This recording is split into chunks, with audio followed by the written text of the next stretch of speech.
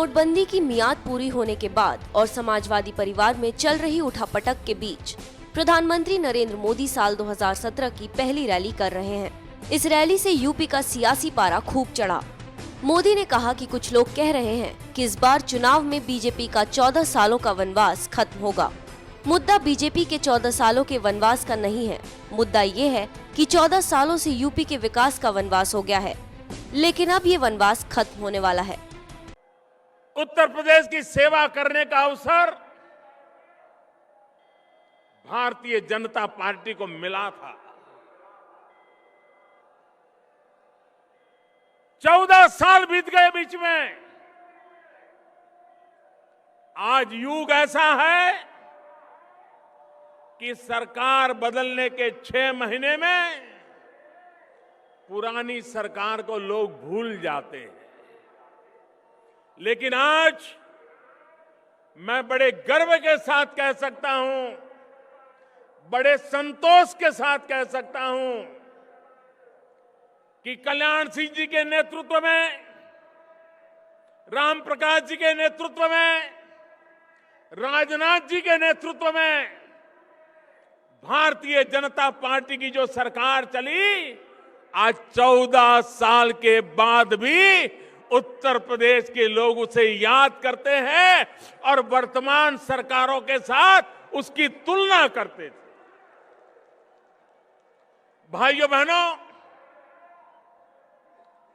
कुछ लोग कहते हैं, मैं भी 2-3 दिन पहले टीवी पर मेरी नजर गई और वो कह रहे थे बीजेपी का 14 साल का वनवास खत्म होगा। भाइयों बहनों, मुद्दा बीजेपी के वनवास का नहीं है। कितने साल हम रहे, कितने साल निकल गए, भारतीय जनता पार्टी इस तराजू से कभी राजनीति को नहीं तोलती है और इसलिए मुद्दा बीजेपी के 14 साल के वनवास का नहीं है, मुद्दा 14 साल के लिए उत्तर प्रदेश में विकास का वनवास हो गया है। विकास का वनवास हो गया है, विकास आया नहीं। भाइयों बहनों, मोदी ने अथाह जनसैलाब को बीजेपी का शासनकाल भी याद कराया और यूपी में विकास के लिए बीजेपी को लाने की भी बात की।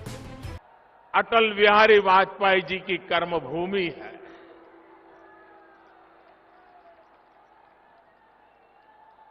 अटल जी जैसे अनेक महापुरुषों ने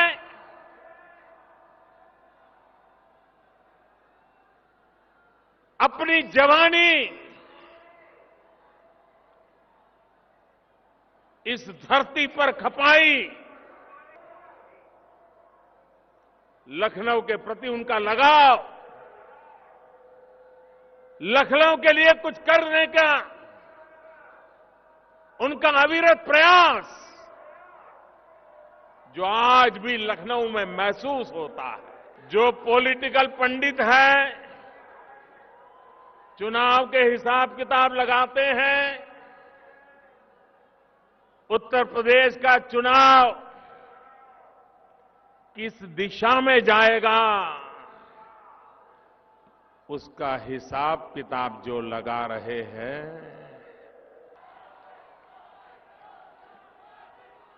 हवा का रुख साफ साफ नजर आ रहा है। भाइयों बहनों,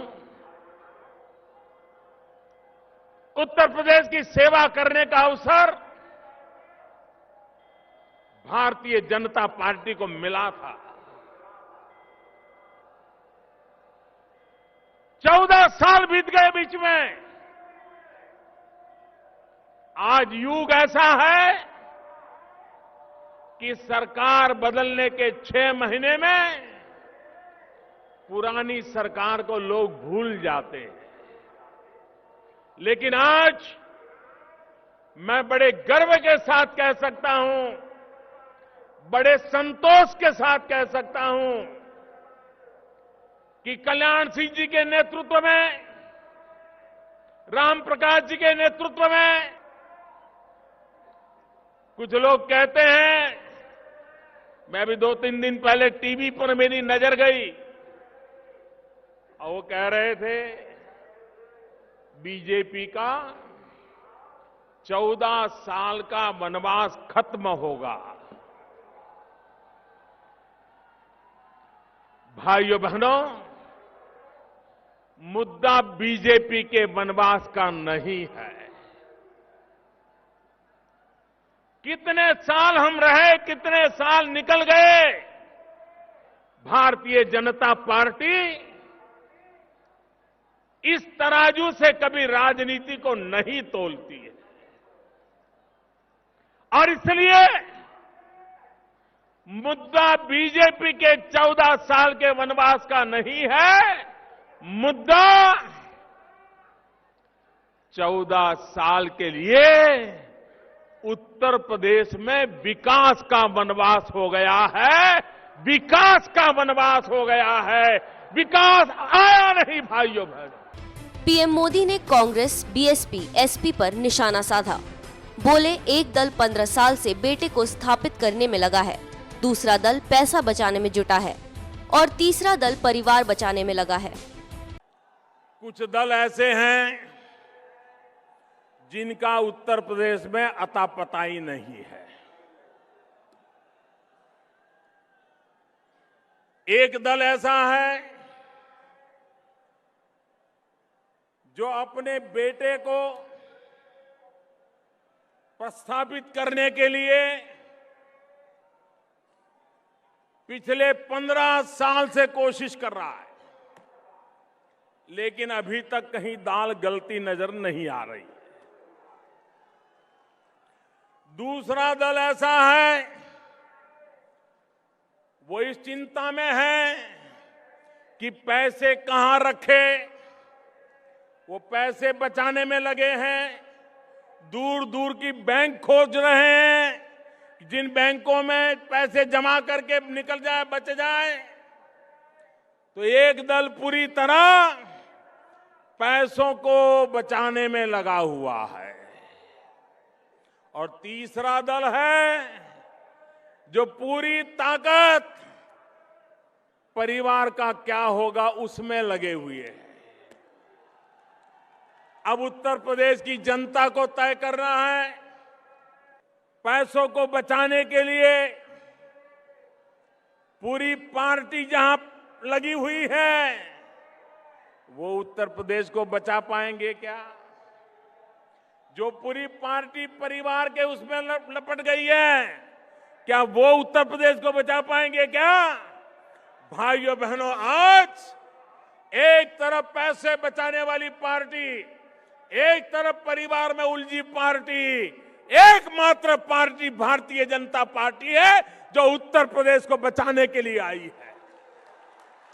किसी को पैसे बचाने हैं, किसी को परिवार कब्जे करना है, हम ही हैं जिन्हें सिर्फ और सिर्फ उत्तर प्रदेश बचाना है।